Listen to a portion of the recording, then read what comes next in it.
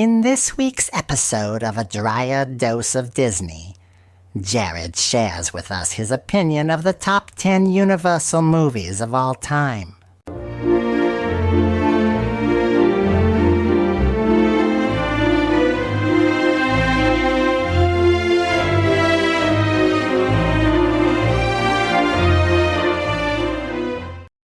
Welcome to this week's episode of A Drier Dose of Disney. I'm your host, Jared Dreyer, and today we are going to be talking about the top 10 Universal movies. Now, over the last couple of weeks, we went over the top 10 Disney animated films and the top 10 Disney feature-length films, and we're going to be wrapping up our series with the top 10 Universal films.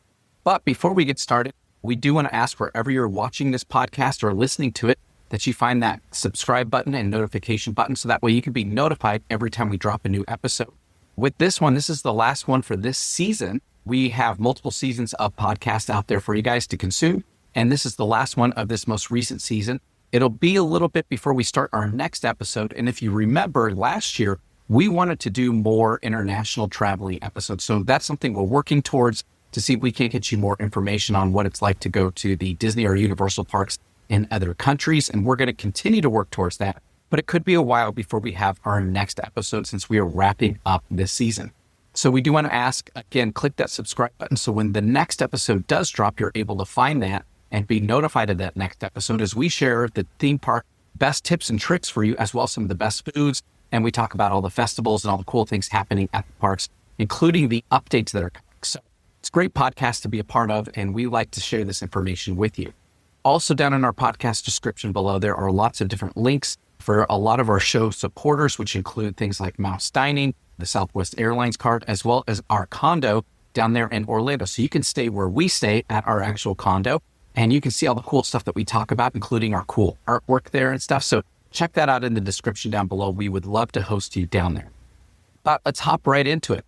So we went over, like I said, the last couple of weeks, the top 10 Disney animated films, the top 10 Disney feature-length films, and today we're going to be covering the top 10 Universal movies. Now, as the parks are dedicated to these movies and through the multiple Universal parks, we have some really great feature films that are highlighted. But what's surprising is Universal has a huge, monstrous catalog of hundreds and hundreds of different movies over the decades that are all fantastically great films. So this one was a lot more difficult to choose because there are so many great films that are out there that were released by Universal. So a lot of really great content to celebrate here. And we are going to go through what we think, in our opinion, are the top 10 Universal movies of all time. Now, of course, depending on your taste in movies, if you love comedies, maybe there were more comedies you would have put on here. So, for example, on this list, one of my all-time favorite comedies is The Jerk, which is a Steve Martin film. And that one is a Universal film, and it is not included on this list because there are other films that we thought were better. Now, your movie types may be something like the Harry Potter series, or you may like more action-filled movies out there. So you may choose a different lineup of the top 10 movies than what we did. So what we did when we came up with our list is we looked for inspiring movies, things that were not just famous movies, but they did really well at the box office. But these are ones that are not only renowned by us, but by other users as well. Rotten Tomatoes, IMDb.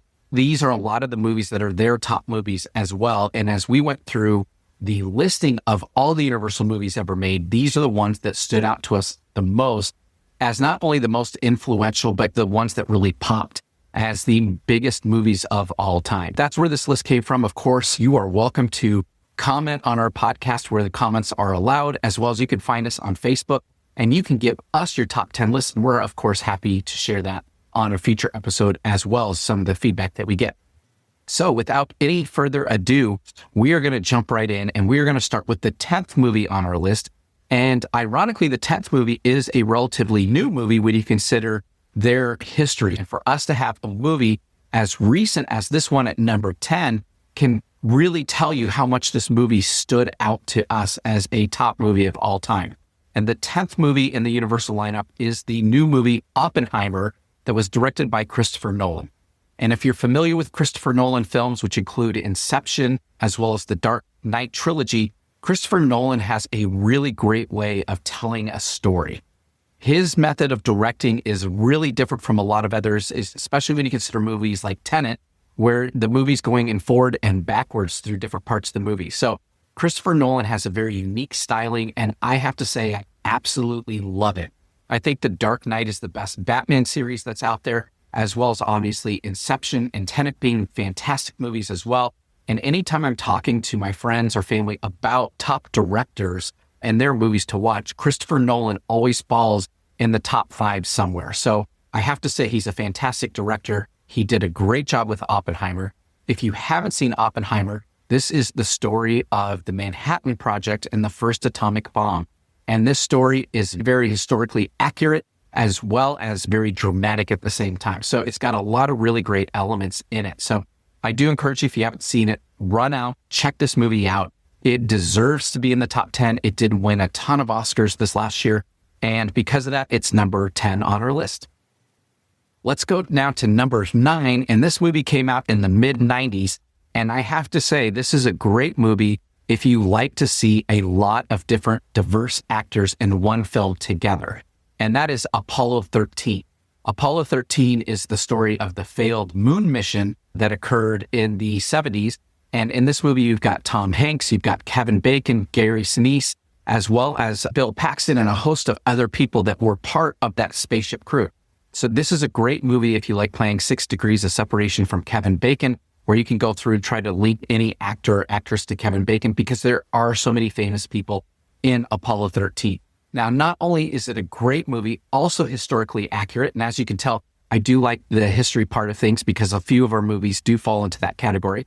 But this movie had a great soundtrack that accompanied it, as well as just a lot of really good heart and emotion in it. So if you haven't seen Apollo 13, definitely go check that out. But this is a top Universal movie in our opinion, and it is just a great family experience. This movie's totally clean to watch, though. The thematic elements of being stuck in space and lost can be a little mature for some people. This is something you can feel totally safe showing anyone in your family, because it doesn't have any of the violence language or any of the sexual content as a lot of other movies that could be potentially from Universal Studios. We absolutely love Apollo 13. Let's go to number 8 on our list. And number 8 is a Ridley Scott movie. And if Ridley Scott, he's another great director that has a lot of great movies out there. And this one is Gladiator. Gladiator obviously is the story of Russell Crowe being back in the ancient Roman world and competing as a gladiator to earn his freedom back after he was imprisoned due to a conflict between him and the new emperor, as the previous emperor had passed. Gladiator, again, has a great soundtrack as well, and there is a great visual element to this film. So they did a fantastic job not only of capturing ancient Rome, but they did it in a cinematic way that is very appealing. So Gladiator is a great adventure movie, lots of action, brings lots of conflict to the screen. And if you haven't checked it out, I definitely encourage you to go see it. Now, they did come out with a sequel just this last year, and the sequel we thought was actually really good as well, but it didn't beat the first one, which is often the case of a lot of movies that are out there. So the sequel's not going to be on our list, but we do think that they're both great movies, and we encourage you to definitely go check those out, because the sequel is a continuation from that first movie with a lot of similar characters, meaning same character played by different actors in some cases, going forward in time. So definitely go check out Gladiator or its sequel. Number 7 on our list is a Steven Spielberg film, which Steven Spielberg goes hand in hand with my top movie director of all time. I think Steven Spielberg is fantastic. As a matter of fact, he's got a handful of movies that are on this list today that we're going to be talking about. This is the first time he appears on this list so far. But this movie at number 7 is one that most people may put in their top 5 or maybe even top 2 or 3. The challenge being it's a very mature movie with very deep elements in it. And because of that, we felt that there were other movies that beat it out. But this one also has a fantastic soundtrack, and that is Schindler's List. Schindler's List is the story of World War II and the concentration camps, and Mr. Schindler, who has a list of Jews that he is rescuing from the concentration camps and bringing them to work in his factory. This movie, again, deals with very mature issues, so this is not one for the entire family. But what Steven Spielberg did really well with this movie is not only did he have a great cast of characters in this and actors that played them, but he also shot this in black and white, which actually ups the ante on this movie by taking it to the next level, making it look more like historical footage in that aspect. So we really love Schindler's List. This did win all kinds of Academy Awards when it came out. Again, it's a very deep movie. If you want to learn more about the Holocaust, I definitely encourage you not only to watch this movie, but there are a handful of other ones out there, including Roberto Benigni's Life is Beautiful. That one is one that's fantastic as well. As well as I would tell you, go out to Washington, D.C., and you can go to the Holocaust Museum and learn a lot more about what happened during World War II with the concentration camps. But Schindler's List is absolutely fantastic. It is such a great movie, and we encourage you to go check it. Number 6 on our list is going to get us more into the family fun type movies. These next movies, as we go through the top 6, definitely have, with the exception of 1 or 2, have more family elements to it. These are fun and exciting movies with lots of action, lots of adventure, and they're generally pretty good for the entire audience. In addition to that, at number 6, our movie is one that is featured in the parks as well and has not only a great ride, but it also has probably one of the best character meet and greets I have ever seen in my entire life. And that is Michael Bay's Transformers.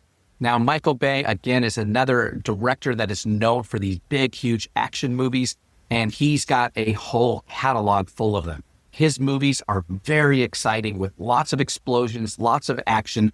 But what was really cool about Transformers, and the particular reason this made our top 10 list and made it to number 6, was Michael Bay and the writers of this movie took a classic toy that had no other ties to it other than the fact it was just a cool toy in the 80s. And they put it up on the big screen in such a way that it gave it a story. It gave it a background, similar to what Disney did with Pirates of the Caribbean, where they had this intellectual property, but no movie or thing to tie it to. And Michael Bay took these Transformer toys, something that I had the privilege of growing up with, and he personified it. He made actual characters up on the big screen.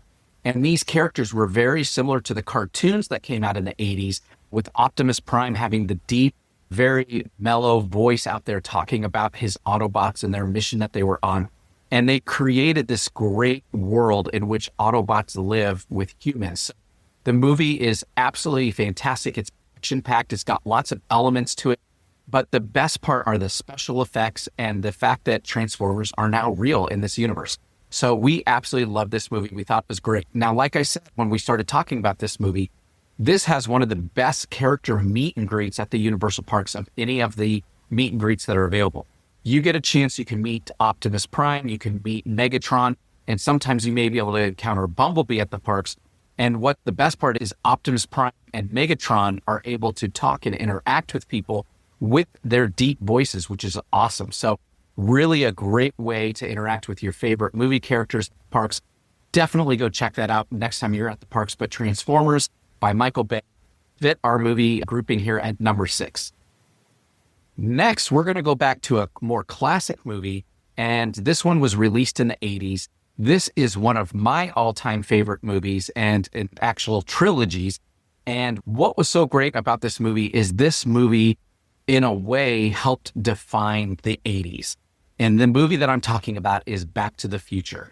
So you have Christopher Lloyd, Michael J. Fox, amongst other famous actors in this movie that are absolutely fantastic.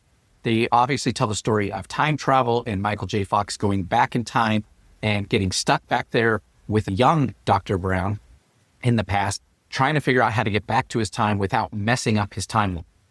This is a fun movie with lots of different elements to it, including relationships between family members, both young and old, in those dynamics, as well as the friendship between Marty McFly and Doc Brown, which is awesome. And then, of course, it carried it on through 2 additional movies. So Back to the Future, like we said, had a great soundtrack. It has a lot of memorable things, including the 1.21 gigawatts and the DeLorean, which back in the 80s was a very unique car being made totally of stainless steel, and then having the ability to travel through time. So Back to the Future was a great movie. Now, again, back at the Universal Parks, so not only is Back to the Future a great movie, but it was also a really cool ride at the Universal Parks, both in Hollywood and in Orlando, which later both places turned it to the Simpsons ride. But that ride back in the day was groundbreaking and was just a ton of fun. And now fast forward into the future, there are rumors, though unconfirmed by us, that there is work going on currently for Universal Studios to make a new Back to the Future ride. So we're very excited about that potential. We hope that does happen, but no guarantees as that rumor is unconfirmed. So Back to the Future, number 5 on our top 10 Universal movies. Number 4, we're going back even further in time. And if you didn't know this, Universal Studios is the home of Alfred Hitchcock. I absolutely love Alfred Hitchcock. Again, on this list, we've talked about Christopher Nolan as well as Steven Spielberg and Ridley Scott as some of the best directors of all time. Alfred Hitchcock definitely makes that top 10 list as well, if not getting into the top 5 even for me. Now, with Alfred Hitchcock movies, you have some fantastic movies out there, including North by Northwest. You've got Vertigo. You've got The Birds. But the one that made this list that we think is absolutely the best of his work is Psycho. Not only was it the best of his work, but like some of these others, it was incorporated into the parks. Now, it was only really incorporated out in Hollywood on the Backlot Tour, but on the Backlot Tour, you get a chance to drive by Bates Motel and the Psycho House, and then they usually have an actor that's going to chase after the tram with a knife playing Norman Bates. But the story of Norman Bates is that of a serial killer, of a murderer, and he lives with his mother at this creepy old house next to a motel, the Bates Motel, and they run it. So his name's Norman Bates, and they run this hotel. This movie is very complex because the movie actually has 2 distinct plot lines and elements to it. You have the lady, the damsel in distress in the movie at the very beginning, who actually, though she may be in some kind of peril, she's actually a thief. She robs her employer and takes money on the run. And while on the run, while the people are investigating it, trying to chase after her, she winds up at the Bates Motel, where then she has an unfortunate encounter with Norman Bates and ends up dying. Then from there, now you've got people investigating this woman and trying to find her, which lead them to Norman Bates, who is a criminal in and of himself. This movie is very dynamic with lots of different elements. And I will tell you, Alfred Hitchcock is a master storyteller. So if you have not seen Psycho, I will tell you this is not one for the little kids. This is a great movie with a lot of suspense and a lot of really cool thematic elements, including camera shots. There are some very unique camera shots in this movie. So I encourage you to go check out Psycho, which we think is Alfred Hitchcock's best work, up there with North by Northwest, The Birds, and Vertigo. Those are, I would argue, his top 4 movies of all time. So definitely go check that out. Now, as we go into the top 3, a little bit of a spoiler alert. I'm going to tell you all 3 of these were done by the same director. As I said earlier, in fact, we have 5 movies out of the top 10 are done by Steven Spielberg. So these 3 are all Steven Spielberg films. These are, in my opinion, the top Universal movies of all time. And though some people may disagree, I'm going to give a good explanation why.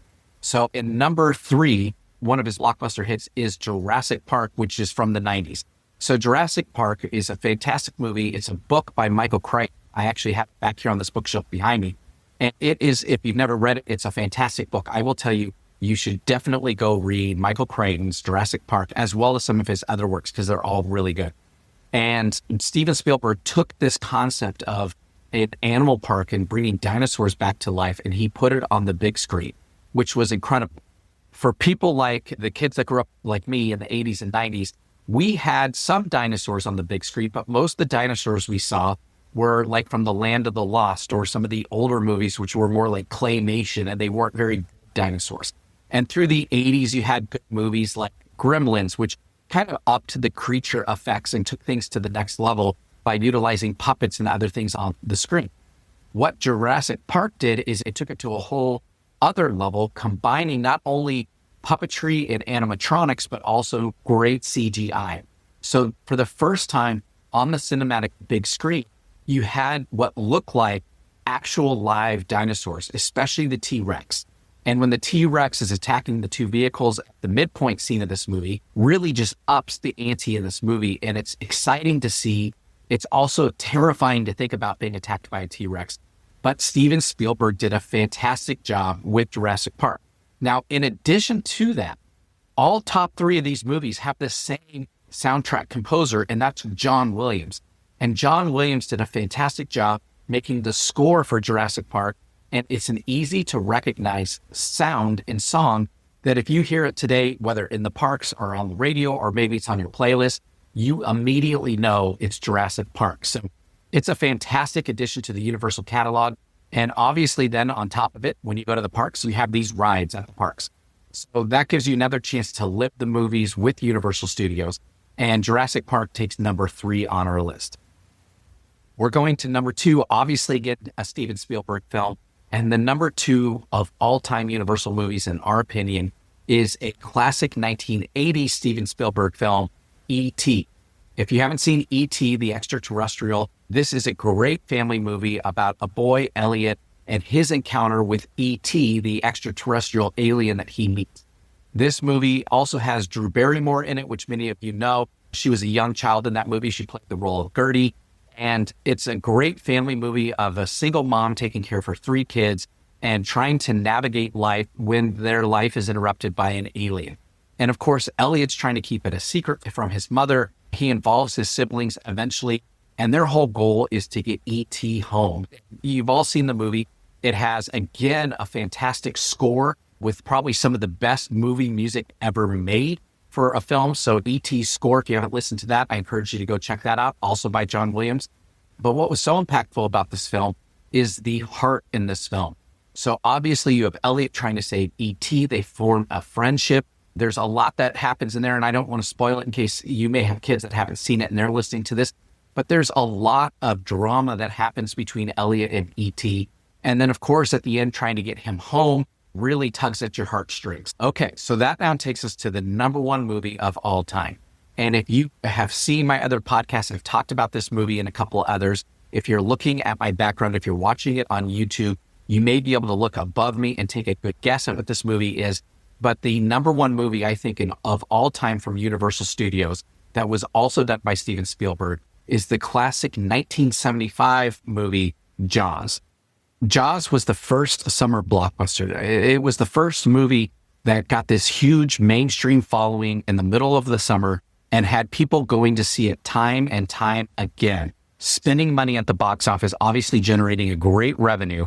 And it is a terrifying movie to a certain extent, depending on if you like sharks or not. This is one that I will say I typically don't show young children, but I have shown it to my nieces and nephews when they were of an appropriate age. I would say somewhere in the ballpark of 8 to 10 years old. They may be able to handle it as long as they're mature, but it's definitely a movie I have seen 100 times in my life, and I absolutely love it.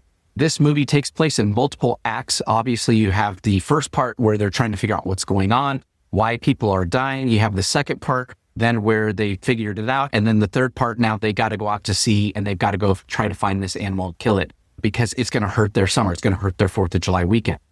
But what makes this movie so huge, not only is it the fact that it was the first summer blockbuster and had a robotic shark that they made look lifelike, which was amazing at that point in time, but it is the music in this movie. So again, John Williams composed the score for Jaws. And what was fascinating about this movie is the first half of the movie, you don't even see the shark at all.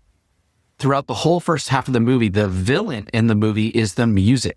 Obviously, you have the da-da, da-da happening throughout the movie. And that's when you know the shark is hunting something, coming after somebody. And that music personifies the shark without even seeing it on the big screen.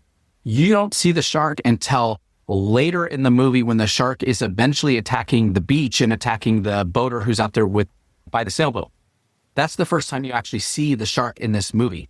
Now, there is a scene where he attacks a little boy and you see his raft flip over and stuff like that, but you don't actually see the shark in that shot. So it's not until about halfway through the movie you actually even see it. So that was the first of its kind. It's the first time the music was viewed or listened to as the villain in the film and not the actual scary thing that was happening. It's a really great concept when you think about it. John Williams did a fantastic job with it, and Steven Spielberg obviously killed it. Now, I love to go and watch the making of some of these movies, and I encourage you, if you've not seen the making of Jaws, there are some specials out there where you can see documentary footage of it, and I encourage you to go watch it. It's amazing to watch how many times this shark broke down, how long it took them to film this movie because the shark continued to break down. So it's a really fun story. You have some great, obviously, actors in this movie that are interviewed and they talk about their experience with Steven Spielberg. So again, Jaws is our number 1 of all time Universal movies. So please, if you haven't seen it, definitely go check it. So with that, we want to hear from you. If you agree or disagree with our top 10 list, please let us know in the comments or find us out there on Facebook and send us a message. But until next time, we wish you a magical week as you're planning your next vacation, and we will talk to you guys on our next episode. Bye-bye.